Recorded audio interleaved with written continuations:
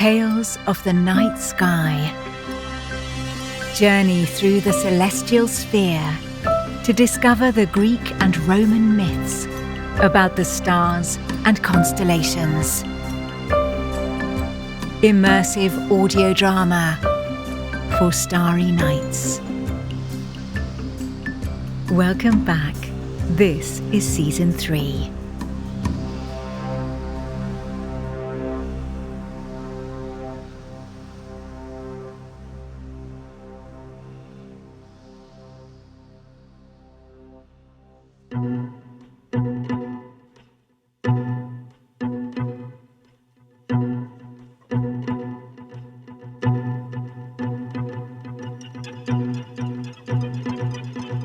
I dream of the labyrinth.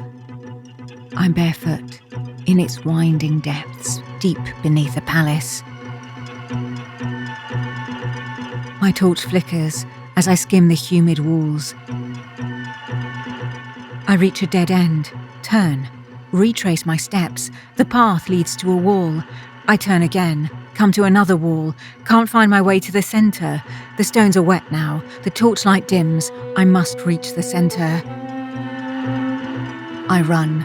Through straight and twisting corridors I run, and somehow, exhausted and out of breath, I finally make it. And I see that the centre is empty. There's nothing there. Then, I woke up on this island, and I remembered. And guilt, and terror, and sadness broke over me like a wave, and my tattered heart pulsed painfully in the dark, until the pink dawn washed the sea to light. I wanted to die here. What's the point of carrying on? It all felt so empty. But this island isn't deserted after all. Time passed. I lay delirious by the shore. I hadn't eaten in days.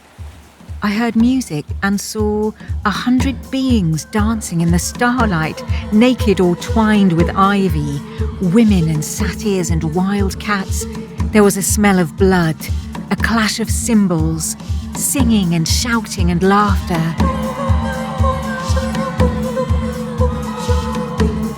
I closed my eyes. And when I opened them again, they'd all gone, except for one being.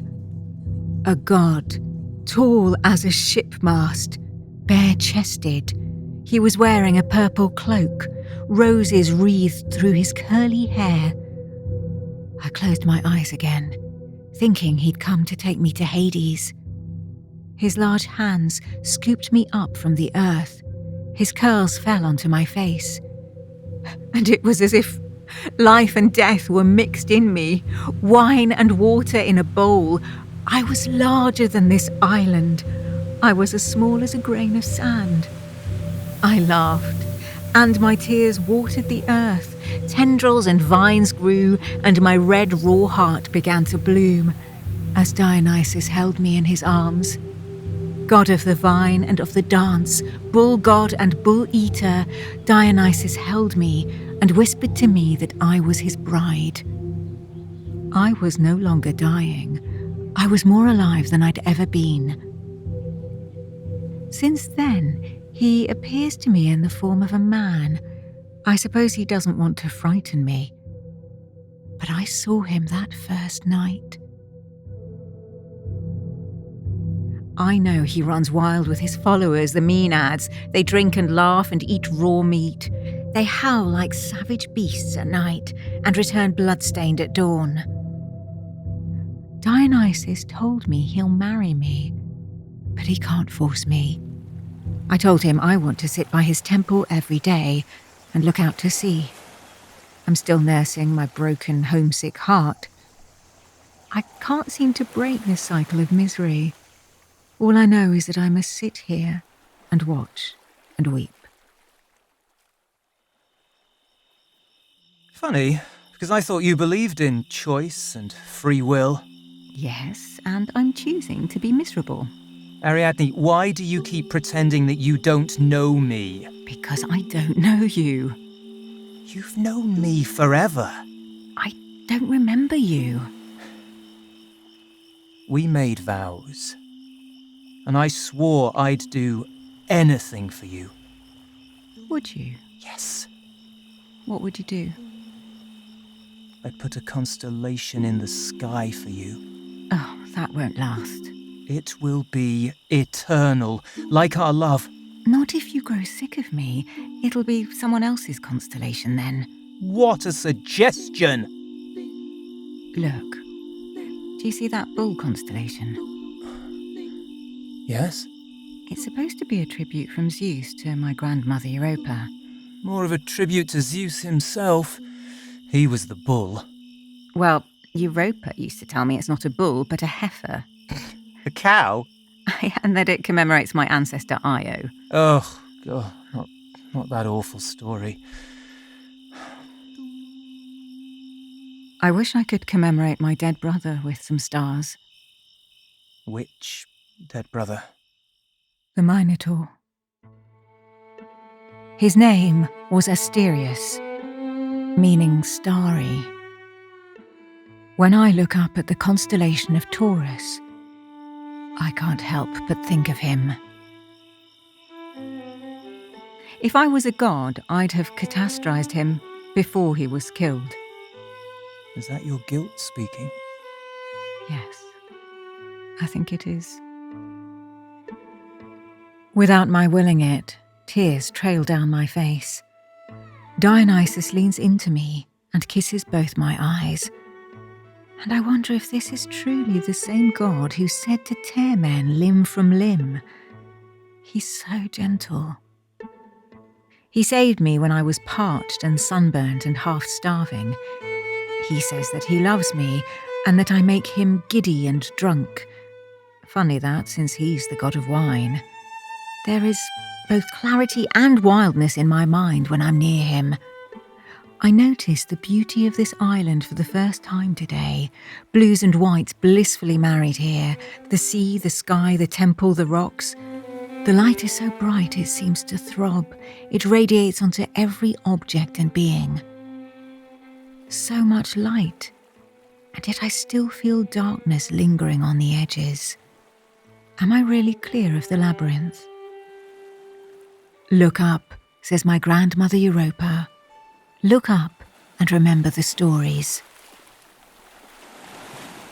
Did you actually know Europa? What do you mean? Well, she sounds a bit made up. Every time you talk about her, it's all terribly romantic. She was a romantic soul. Uh-huh.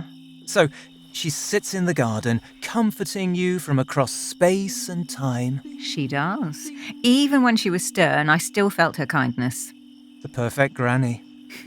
She'd sit under a wild almond tree and the blossoms would fall onto her hair. Then she'd take my hand in hers and ask me if I remembered her golden basket. Why? It was the basket she used to collect flowers in before Zeus snatched her away. Ah, It represents her happiness. Well, not really. It was covered in images telling Io's story. So, did she gift it to you? No, I never actually saw it. But I'd always pretend that I remembered the basket because that would be Europa's cue to tell me the story of Io. Sometimes it seems to me that Io was the first in our family to suffer, to really suffer.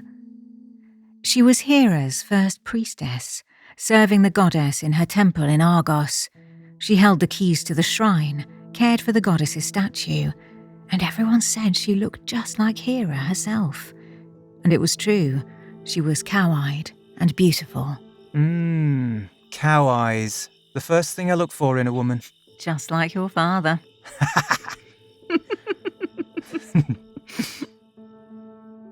Zeus's affair with Io may well have been his first infidelity. Before that, he'd been besotted with Hera. They'd made love for centuries. Now, he was falling for his wife's mirror image. Oh, clearly he didn't want an equal. He wanted to dominate. I mean, which god actually wants an equal? I do. You are my equal. They say that Zeus couldn't seduce Io. She was loyal to the goddess. They say that just like Europa, she was sent a dream, a dark dream, full of voices, telling her night after night how honoured she was. The king of the gods was longing to unite with her. When she told her father, Inachus, the dream, he sought advice from the oracles. At first they replied in riddles, and when he persisted, they finally gave him an answer as clear as these blue skies. Throw your daughter out of your home and into the arms of the god, or Zeus will destroy your people and your land with a thunderbolt. Io's father loved her, but fearful of the prophecy, he forced her to leave. They both wept as she handed him the temple keys. I once tried to draw our family tree to work out how many generations back Io lived. I think she was Europa's great-great-grandmother. Io's my ancestor too. Isn't that wild? Well, everyone's related. Zeus slept with so many women. Your grandmother Europa was my mother's aunt. That makes us cousins. Surely a reason for us not to marry? Oh, don't be silly. We're not siblings like Zeus and Hera. We're only very, very, very vaguely related. He stands and dances with what looks like relief and joy. He spins and holds up his thyrsus, his staff. He's transfigured, shimmering with light. Then suddenly he's calm as a cat and settled at my feet, drinking bowl in hand. I tell him the basket was sublime, crafted by Hephaestus, of course. He made it for Europa's grandmother at Poseidon's request, a love gift from the Earthshaker. Ariadne, my sweet. There are too many grandmas in your stories. I'm not making them up. Oh, I'm so tired of repetition. It's time for us to create a new story. Well, you're not going to sweep me off my feet and then rape me in the woods. New, not that old bullshit. You and I are a perfect match. So stop pretending you don't love me. He sets down his drinking bowl, lets the leopard skin slide from his shoulder, drops his staff and comes close. His scent is musky. The closer he gets, the tipsier I feel. Do you want me to tell you about the basket? He nods his head like a little boy, and then he's sitting on my lap, his smooth arms enlacing me. Io found herself ensnared by Zeus. What could she do? She met with him time and time again in a meadow beneath the vast sky, and Zeus liked to say that he loved her. Lust had made the king of the gods careless. Hera soon caught wind of the affair. She felt jealousy take hold, like a snake around her throat. But when she peered down to earth, she saw nothing. Zeus had hidden Io under a thick veil of clouds. Hera descended from Olympus, feeling betrayal in every part of her body. After wooing her, then loving her for centuries, her husband was doing the unthinkable. Hearing her approach, Zeus thought he could deceive his clever wife by transforming Io into a heifer. He touched the girl lightly till she lost her long limbs and found she was transformed into a white beast. But since Hera loved cows, she insisted her husband gift her with this perfect heifer. Io was placed in a field with Argus Panoptes, the 100-eyed watchman, guarding her. Hera would do everything to keep her husband at bay. I've seen pictures of Argus, eyes all over his body. He looks terrifying. Yes, imagine having eyes behind your knees or in your armpits. No thanks. Oh, get off my lap now, please. I can't concentrate. Argus, the all-seeing, guarded Io day and night. He never slept. His many eyes always remained wide open. There was no way for Zeus to set the girl free, not unless the 100-eyed monster was lulled to sleep and killed. On Europa's golden basket, there was an image of the dead Argus. Hermes, the killer, stands beside the many-eyed body as blood pools out of it, a deep purple. A peacock rises from that blood, its tail sprawled, wide and colourful, and flecked with some of the dead Argus's eyes. Hera's a bitch. Can't say I blame her. Hera just wants to stab Zeus in his cheating heart, but since she can't, she brings misery to those he sleeps with. Including my mother, Semele. She died because of Hera. Burnt to death! I'm so sorry. And I really am. Hera was known to love her monsters. She wept when Argus was killed. And then, because her need for revenge was even greater now, she sent a gadfly to pursue Io. Another image on my grandmother's basket showed Io as a heifer swimming in a blue lacquered sea, watched by a crowd on a cliff high above her. She was crossing the Ionian Sea, trying to evade the terrible insect that stung her remorselessly. The gadfly drove her to madness. She wandered the earth endlessly, crossed continents trying to escape it, believing the insect was the dead Argus pursuing her. Hera drove me insane too. Raving mad. Aren't you the god of insanity? And I really got to know madness from the inside, thanks to the Queen of the Gods. By the way, I'm the god of many other things, you know. I know. She was always in pain. She could never settle, never eat, never sleep. On her wanderings, she met Prometheus, the Titan who gifted mankind with fire, up on the Caucasus. He was chained to a rock, his liver eaten by an eagle. When it grew back, the eagle would eat it again. Since he knew of suffering, Io told him her story, and he told her the future, how she would be the ancestor of his deliverer, Heracles. Eventually, she reached the banks of the Silver Nile. It's here that Zeus transformed her back into a beautiful woman. The image on the basket showed Zeus touching her. He was golden, the heifer brass. Io was returned to her original form. But I wonder, was she returned to her original mind? After all she'd endured, how could she ever be the same? Zeus set a constellation in the sky for her because he said he truly loved her and was aghast at her sufferings.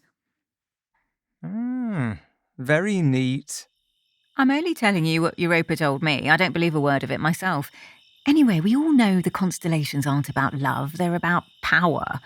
It's always the male gods who make these things. I mean, name me a constellation placed in the sky by a goddess. Draco and the crab. Hera put them there. Oh, Hera, again. They don't commemorate love, though, do they? Quite the opposite. You know, there's more to Io's story. She became the Egyptian goddess Isis. She transcended her suffering through her divinity. And you can too, my love. He is thin and beautiful. He is the god of fertility and ecstasy. I'm afraid that if I kiss you, I might lose my own mind. And what if you do? I don't want to lose control again. Darling, you must step out of this prison you've made for yourself. You are a goddess, though you seem not to realize this. You have always known me, as I have always known you. Ariadne, give me your hand. He places his hand, palm up, in front of me. An invitation. He's right. I do know him. He revealed himself to me that first time in all his glory and complexity.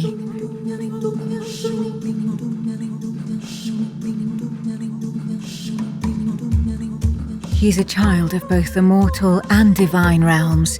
He's in the vine and in the wine bowl.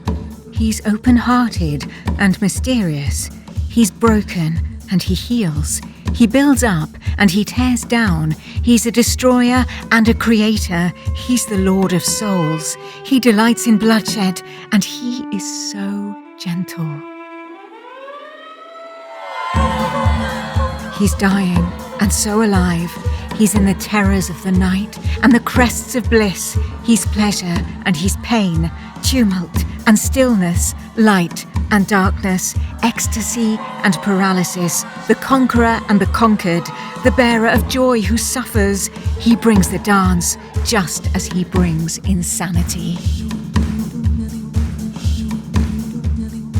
You're also the bull god. What if I am? And though I feel myself connected to him by a thread far stronger than the one I gave to Theseus, and though he reassures me with his human ways, I'm frightened of how unanchored I feel beside him. And I really am sick and tired of bulls.